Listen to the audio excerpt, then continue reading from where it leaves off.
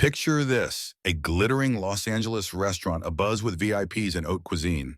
Suddenly, a seemingly ordinary older man strolls in, wearing just a casual polo and slacks, hardly the attire for such a glitzy venue.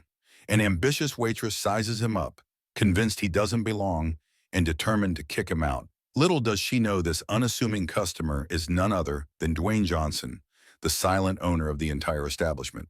What unfolds next isn't just a clash of egos. It becomes an unforgettable lesson in genuine respect that everyone in the restaurant will be talking about for years to come. Stay tuned for the full story, and don't forget to like this video and subscribe to our channel for more captivating real-life tales that challenge the way we see the world. Leon's channel was known for spotlighting real-life lessons hidden in everyday encounters. So when he teased his audience about an unbelievable incident at one of Los Angeles's most prestigious dining spots, people thought it was just clickbait.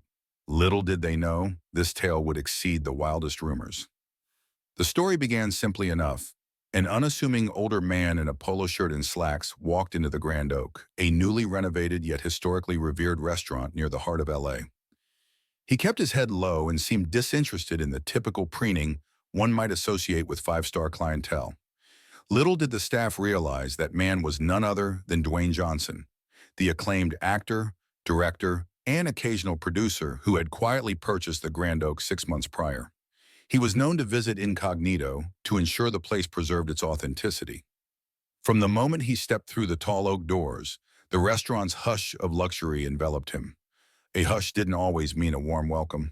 The Grand Oak catered to a refined crowd, new money tech entrepreneurs stepping out of their sleek cars, established Hollywood producers drifting in for discreet power lunches, and old money families continuing generational traditions. Waiters in tailored uniforms zipped about with confident precision, delivering elaborate cocktails, amuse-bouche platters, and glitzy desserts garnished with edible gold leaf. Photos for social media glowed on phone screens, capturing each decadent detail. Yet amid this swirl of curated splendor, Dwayne simply approached the corner table he favored, took a seat, and ordered a modest glass of whiskey. The uninitiated might assume a man in such understated attire was out of place. Indeed, to the restaurant's newest waitress, Clarissa, that was exactly the assumption. Fresh from a prestigious hospitality program, Clarissa considered herself somewhat of an emerging connoisseur influencer. She meticulously documented each glimmering dessert on her phone, building her own online following, one aesthetic snapshot at a time. Charismatic though she was, she also had a certain condescending streak, especially when she deemed patrons unworthy of the Grand Oak's lofty atmosphere. That fateful night, Clarissa noticed Dwayne, a man in a simple gray polo and slacks, and decided she needed to handle the situation. Trevor, the longtime manager, recognized Dwayne from across the room, but stayed behind the host stand, his heart panging with dread. He recalled the instructions: treat Dwayne Johnson as any other guest whenever he visited incognito. The trouble was, Clarissa had not been around when the original staff got that memo. She was new, brimming with ambition, and Trevor sensed her abrasive nature might pose a problem. Still, he had no chance to intervene right away. The restaurant was busy, Clarissa was on the move, and the staff were scurrying around to keep high-profile diners happy. Before Trevor could warn her, Clarissa made a beeline for Dwayne's table. She wore her signature expression, a glossy lipped smile that rarely touched her eyes, the hallmark of forced politeness. The tension was palpable even before a single word passed her lips. Some older staff members, well aware of the boss's unannounced visits, watched from a distance, hearts clutched in alarm. Meanwhile, a new busboy named Mateo, who had recognized Dwayne from iconic movies he watched growing up, hovered with a half-filled water pitcher. He had an uneasy feeling this was about to become something bigger than a simple seat at a table. Clarissa approached Dwayne's corner table with carefully measured strides, the gleam in her eye revealing the assumptions she had already made. In a hushed, condescending tone intended to be discreet, she said, "Good evening, sir. I see you've been enjoying our house whiskey. Perhaps I could direct you to our bar area. Might be more comfortable for someone who's not planning to dine extensively." From across the room, Trevor stiffened. He hated to intervene mid-service, but every muscle in his body screamed that Clarissa was about to commit a career-ending blunder. Meanwhile, Dwayne calmly eyed the half-finished whiskey. Though the corners of his mouth curved in a mild, almost polite smile, his gaze held a deeper knowing. "I'm fine right here," he said.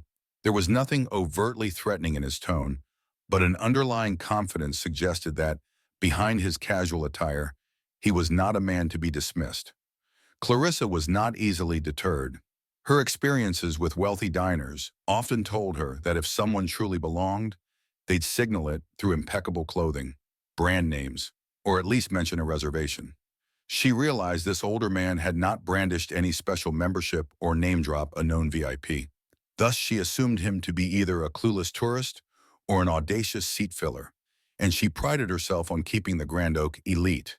"Sir," she pressed, posture rigid, "we do request that our prime tables be reserved for guests prepared to enjoy our full culinary offerings. Are you aware of our menu's range? This is a luxurious environment." The hush surrounding them thickened as a few dining guests noticed her harping. One table over, a longtime patron recognized Dwayne and wanted to intervene, but fear of stepping into staff-customer conflict held them back. Another table, composed of influencer types, glanced over curiously, but resumed snapping photos of their desserts. Mateo, with an armful of used glassware, lingered near enough to overhear. He swallowed, debating whether to butt in. He was new himself, in no position to correct a senior waitress, but he admired Dwayne's legacy. As a child, Mateo's father had been enamored with the cinematic roles Dwayne performed, tough men of principle facing improbable odds. He found it surreal that now, in real life, the star who symbolized standing against injustice was quietly being told he wasn't welcome. Dwayne sipped his whiskey, letting Clarissa's words sink in. "I am quite aware of the prices," he said quietly, "and the sort of people who usually fill these seats. Is it unusual that I prefer a simpler approach to dining?" The question had an edge, both genuine and rhetorical, that Clarissa either chose to ignore or completely missed. She tried a more direct approach. "Let's not make this difficult. I'd be happy to show you to the bar where you can finish your drink. We have, a certain image to maintain at the Grand Oak. We can't just—" She trailed off, noticing that Dwayne slowly set his glass down in a controlled gesture that seemed to silence the air around them. The same quiet confidence that had dominated countless film scenes now filled a real dining room. A few older staff exchanged glances, their eyes flashing with recognition. They had seen Dwayne do exactly this: remain calm, wait, and then speak in a measured voice that carried more weight than any tantrum. By the time Clarissa half finished her sentence, the tension bristled through the once elegant space. The background hum of clinking silverware and hushed table conversations felt suspended in the air. Trevor decided he couldn't wait any longer. Squaring his shoulders, he excused himself from greeting a newly arrived party and headed toward the corner table.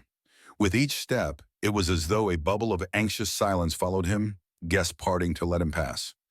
Meanwhile, Mateo hovered at the periphery, eyes round with concern. In a single glance, Trevor saw all he dreaded: Clarissa's determined stance, Dwayne's deceptively calm posture, and the hush that had fallen around them. He'd been managing the Grand Oak for years, through expansions, modernization, and staff turnover. But never had he confronted a fiasco involving the very owner. Because yes, Dwayne Johnson wasn't merely a famous actor or well-known public figure. He was also the man who purchased the Grand Oak half a year ago with a specific ethos: treat every patron with unwavering respect. But Clarissa had missed that vital piece of orientation. Her arrogance, fed by social media hype and the flashy synergy of LA nightlife, led her to equate expensive taste with elaborate outfits, advanced reservations, and pompous self-importance. She saw Dwayne in a modest polo and instantly pegged him as an intrusion into the Grand Oak's curated environment.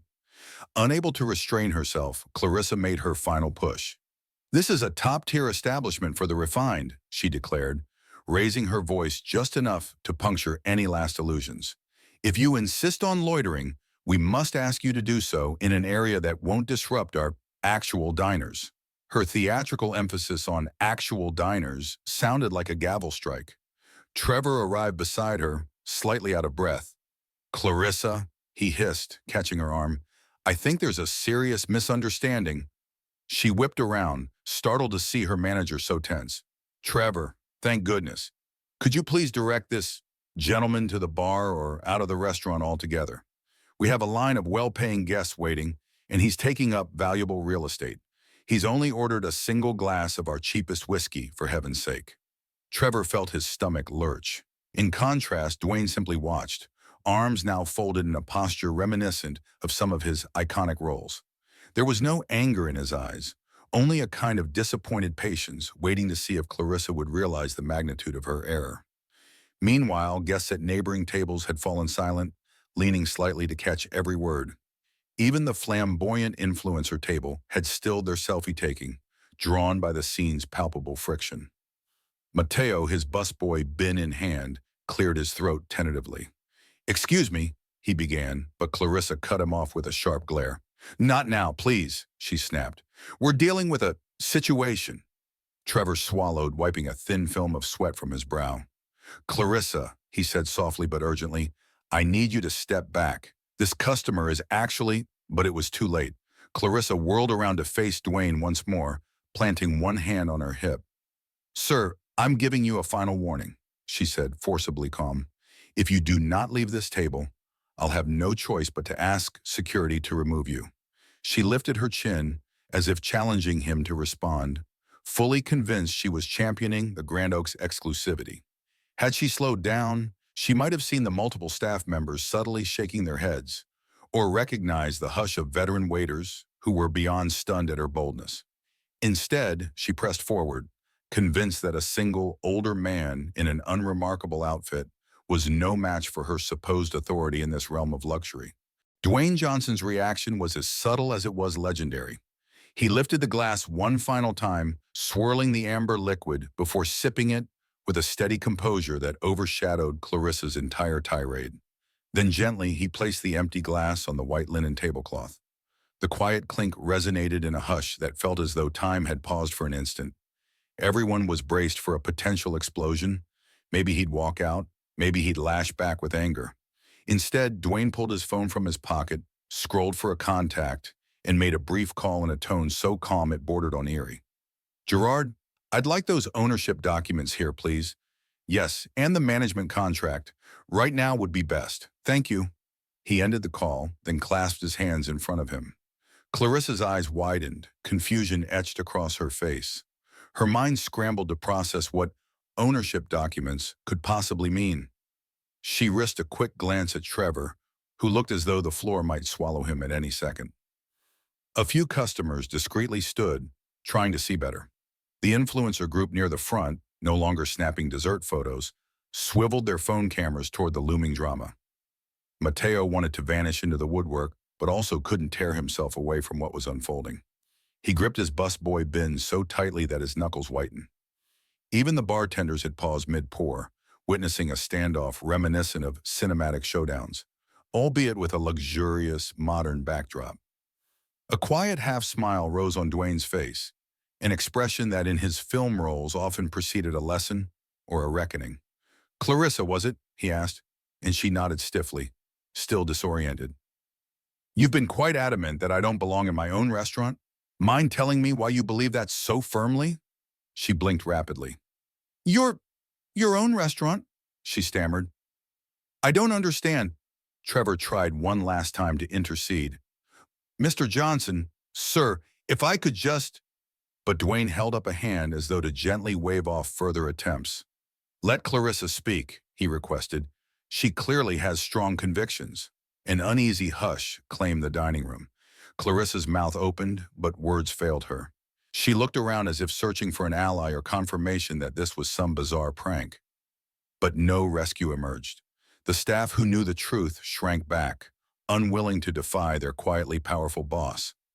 The manager stood rooted in place, his face ashen, anticipating the final blow.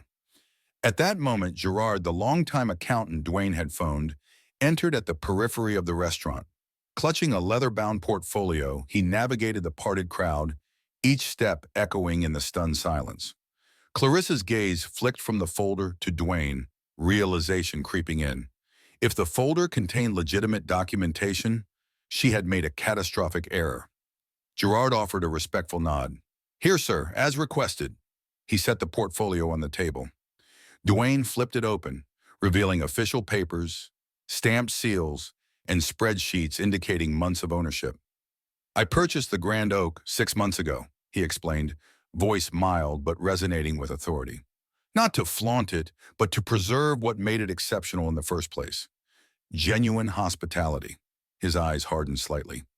A concept that doesn't revolve around humiliating customers based on their outfits or how they appear.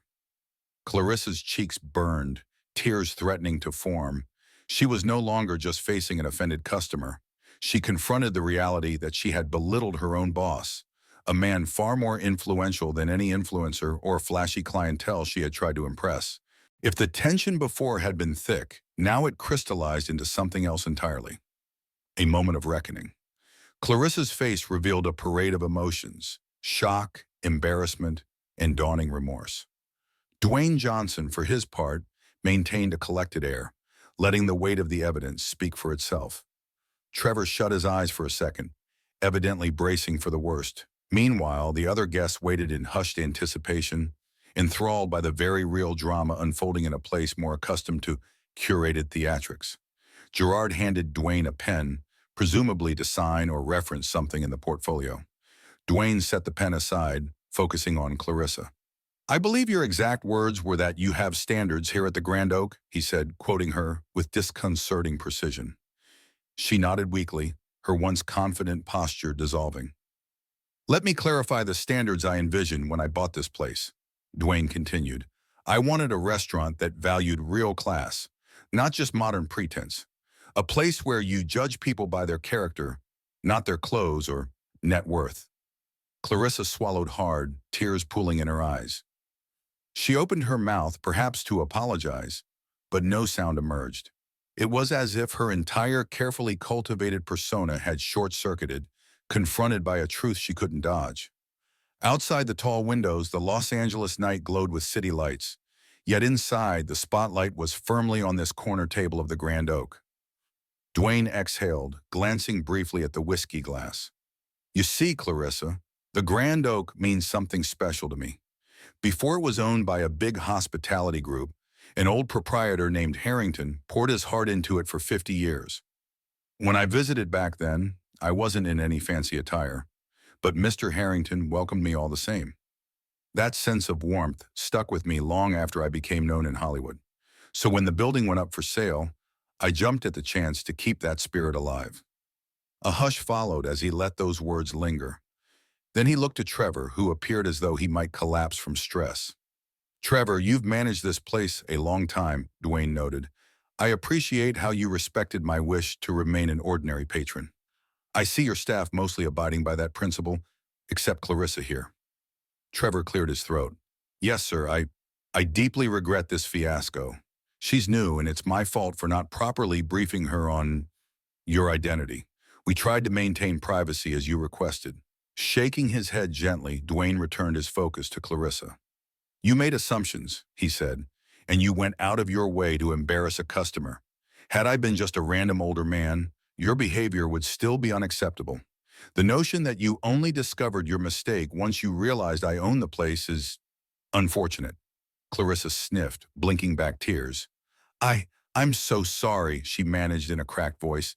I thought I was protecting the restaurant's image. Everything in school taught me to preserve high-end standards. I didn't know." Dwayne held up a hand, neither harsh nor forgiving, just firm. "You're not the first to mistake superficial standards for genuine quality," he said quietly. "The real question is, what do you do next?" The onlookers could hardly breathe, awaiting the final verdict. Clarissa stood trembling, dwarfed by the consequences of her hubris.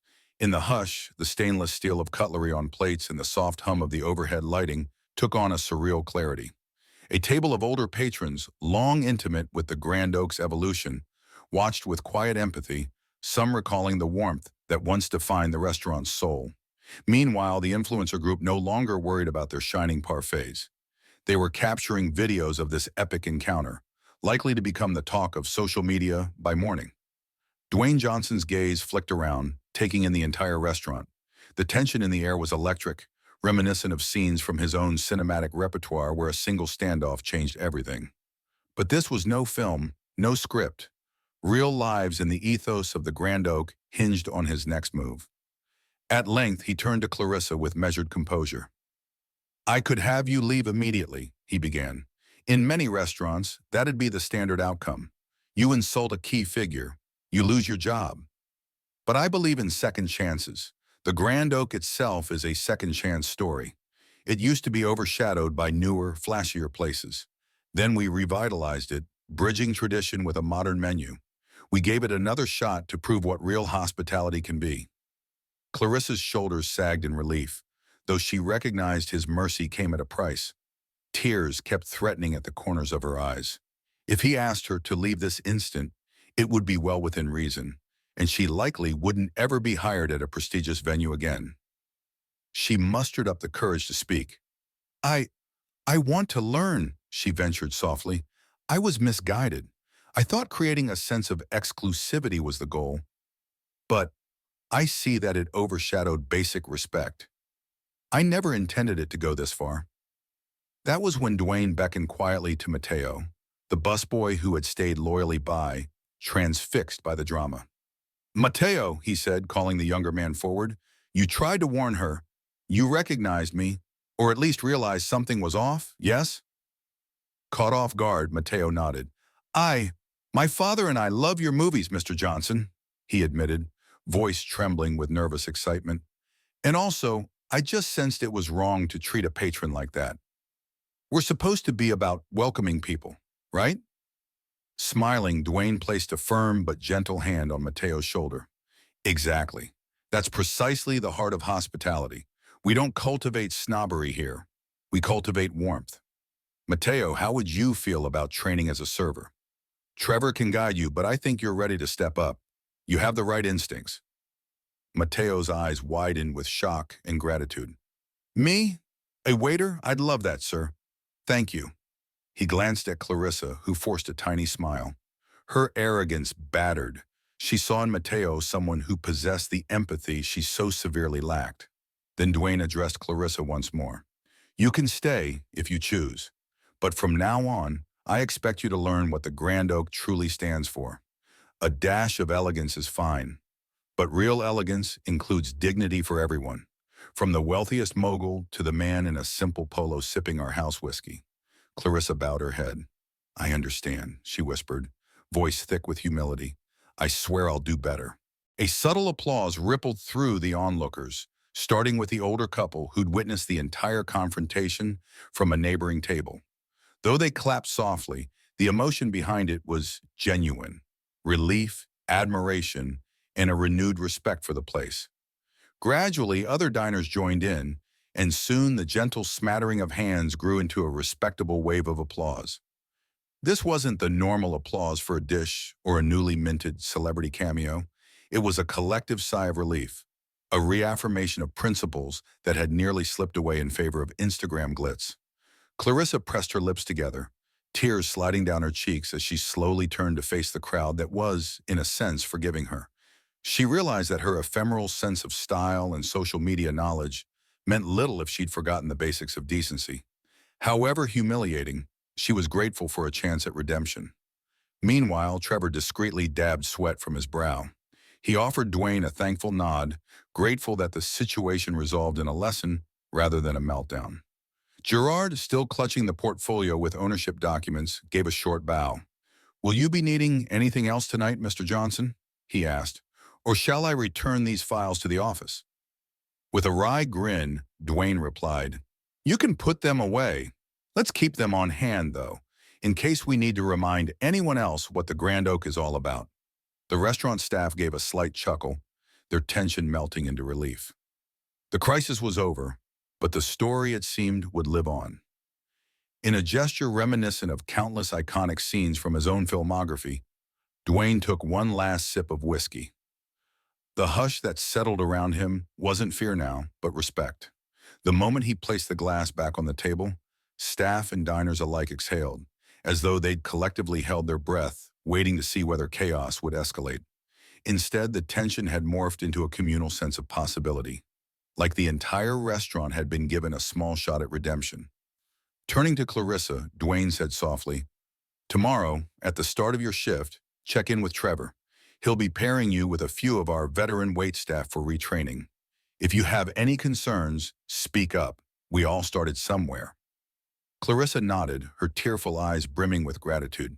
She had come to the Grand Oak expecting to climb the ladder by impressing the wealthy and famous. Yet in a single evening, she'd learned more about genuine hospitality than in all her schooling combined. Slowly, people returned to their meals, though the energy in the room had changed. The influencer table whispered excitedly about having captured the event of the year, and some readied their phones to craft elaborate posts. The older couple welcomed Dwayne's glance, and the husband raised a glass in silent salute. Another table, featuring a group of socialites, nodded at him approvingly, as if to say, "We see you." The staff began moving again, busily delivering and clearing plates. The hush broke into a gentle hum of conversation. But the shift in atmosphere remained. A sense of relief, a sense of soul restored. Mateo carefully collected the used glass from Dwayne's table, his face bright with newfound hope. He'd been recognized not just by a star, but by the man who owned the Grand Oak. Clarissa, shoulders bowed, retreated to the server station, mind spinning with self-reproach, but also with determination to become better. When the next wave of dinner guests arrived, the entire staff approached their tables with renewed vigor, like the place had undergone an instant metamorphosis. For those who had missed the confrontation, the warm smiles and attentive gestures may have felt standard for an upscale eatery.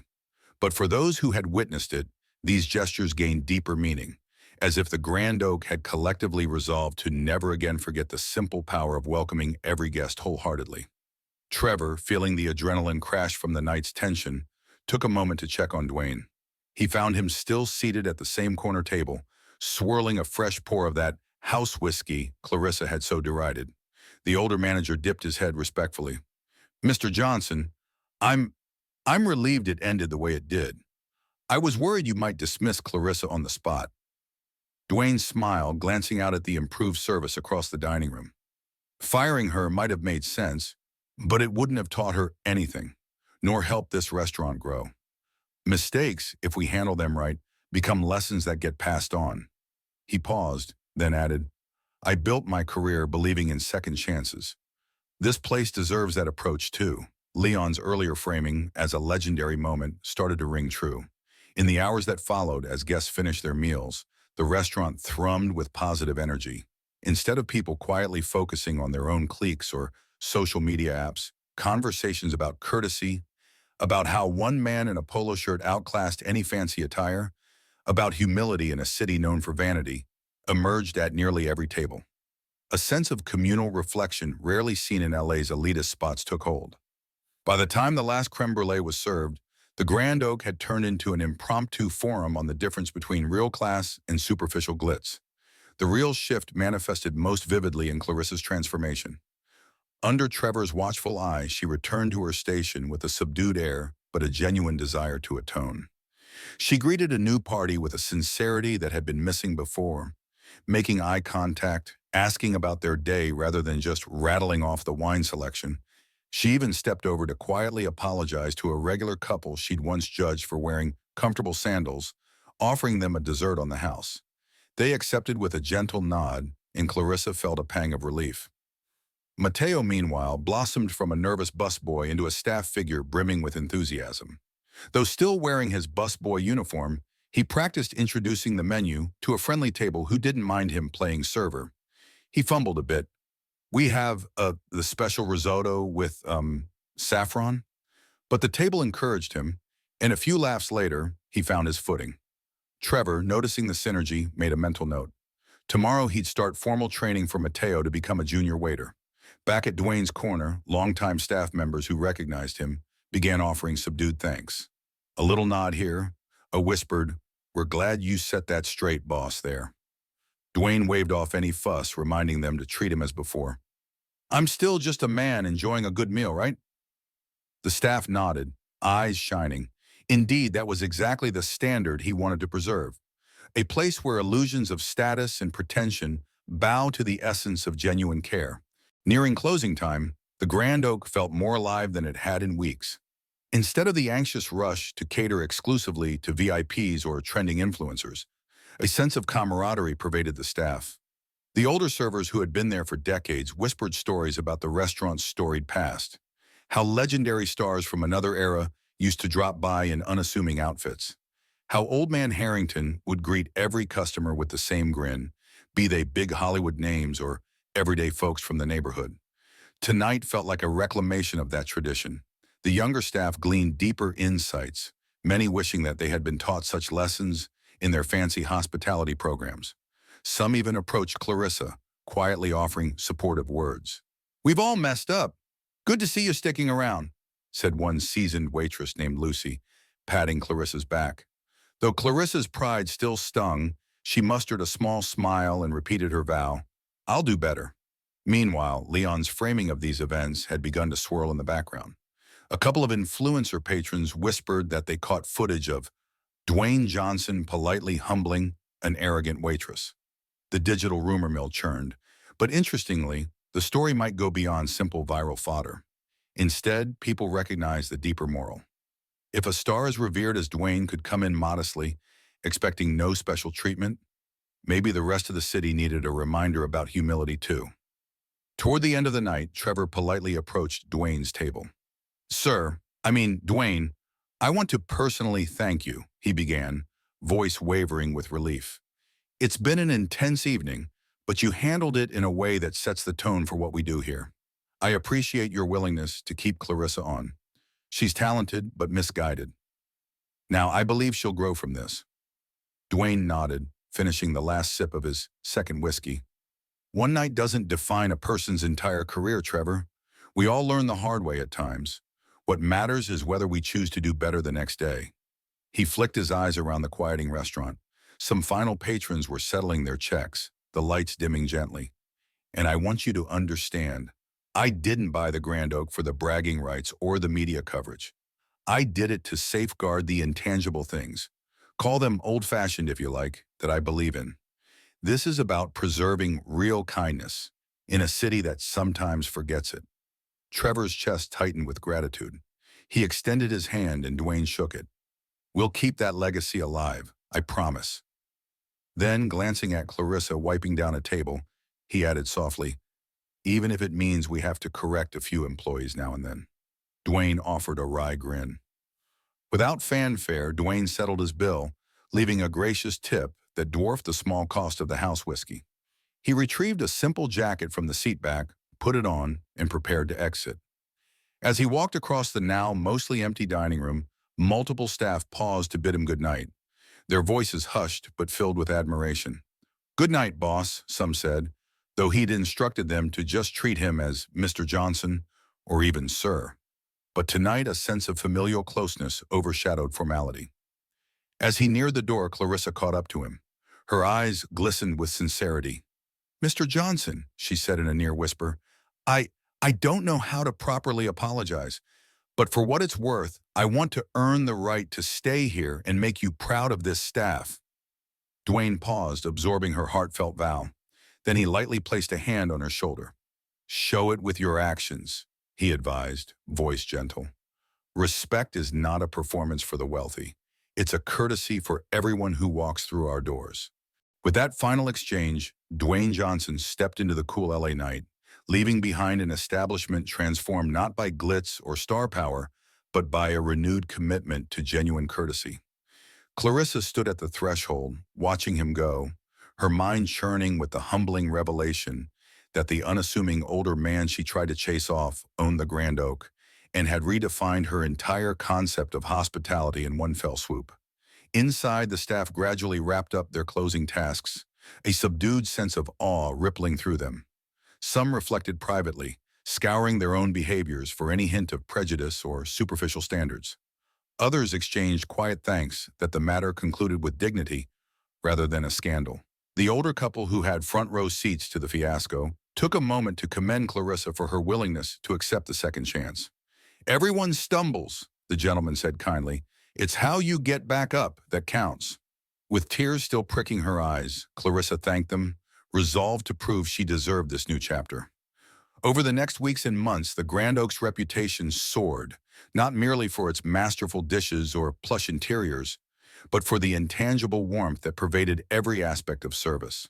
Word spread that the high-end restaurant was purchased by Dwayne Johnson, a philanthropic star who quietly championed respect above all else. Patrons from every walk of life started flowing in, from newly married couples celebrating modest anniversaries to well-heeled industry veterans searching for a meal untainted by snobbery. Indeed, some of LA's most influential voices in food started raving about the renewed spirit inside the Grand Oaks walls, describing it as an exemplar of old-school courtesy polished for the modern era. Clarissa, true to her word, underwent an intense re-education under the guidance of Trevor and some of the veteran waitstaff. She shadowed them as they engaged with every patron, from the big spenders to the single mother wanting a rare night of indulgence. Slowly, she discovered that real refinement was about making people comfortable in the moment, not chasing them away with an ironclad policy of exclusivity. She even found common ground with Mateo, who advanced from busboy to a capable junior waiter. Their early friction dissolved into mutual respect, each acknowledging they had something to learn from the other's perspective. Mateo, brimming with optimism, occasionally recalled that fateful night to new staff, explaining how the boss came in wearing a polo and Clarissa almost booted him out. Some might react with shock or amusement, but all recognize the moral. Even if your restaurant is top tier, never presume to know a person's worth by outward appearances. Dwayne's quiet brand of leadership, validated by that night's events, took root as part of the institution's culture. As for Dwayne, Friday evenings remained his cherished tradition. Each week or two, he'd slip in unannounced, wearing variations of those same simple outfits. He'd enjoy a glass of house whiskey at his usual corner table. No cameras, no fanfare, just a celebrity at heart but content to be treated like anyone else. Except now Clarissa and every staff member, new or old, recognized him. Not because they were starstruck, but because they had learned to see beyond surface appearances. His presence no longer sparked a meltdown. It inspired reflection on the lessons that night had given them all. Leon eventually spun the tale into a video posted on his platform, calling it The Grand Oak Lesson, when real class isn't about money or clothes.